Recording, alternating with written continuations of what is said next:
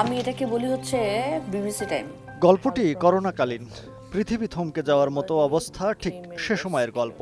মৃত্যু ভয়ে যখন মানুষ ঘরবন্দি একাকী, সে সময়ে নির্মিত হয় জয়া আর শারমিন সিনেমাটি। জর্জ ফ্লয়েড মৃত্যুর আগে বলেছিল, আই কান্ট ব্রিথ।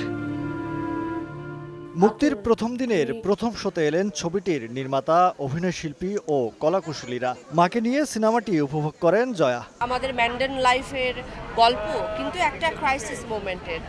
সেই সময় আমাদের জীবন কেমন কাটতো, আমরা কোথায় ছিলাম, আমাদের মেন্টাল স্টেট কী ছিল, সেগুলো নিয়েই আসলে এই ছবিটি। মা খুবই বড় ক্রিটিক আমার ফিল্মের, খুব সহজে ভালো টালো বলতে চায় না। তো আমি মাকে যখন মা কেমন হয়েছে পুরো শেষ করে মা কেমন হয়েছে বলে উনি একটা এক্সপ্রেশন দিলেন খুব সুন্দর, তো আমি বুঝে গেলাম যে ওকে আমি পাস করে গেছি। দুজন নারীর অচেনা ভুবন, ঘাত প্রতিঘাত আর অব্যক্ত অনুভূতির ডকুমেন্টেশন পর্দায় দেখতে পারবেন দর্শক, এমনটাই জানালেন নির্মাতা। মানে এটা খুবই ডিফারেন্ট একটা ছবি এবং এটা সবার জন্য এই ছবিটা। এটা এমন বিশেষায়িত কোনো ছবি না যে এটা খুবই চিন্তা করে দেখতে হবে।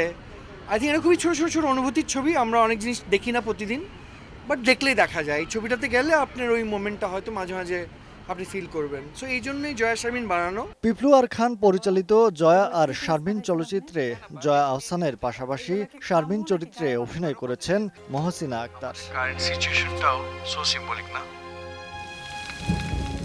মহিব আল হাসান, সময় সংবাদ, ঢাকা। বলেছিলাম, she said that famous line, breathe is emotion, emotion is breathe.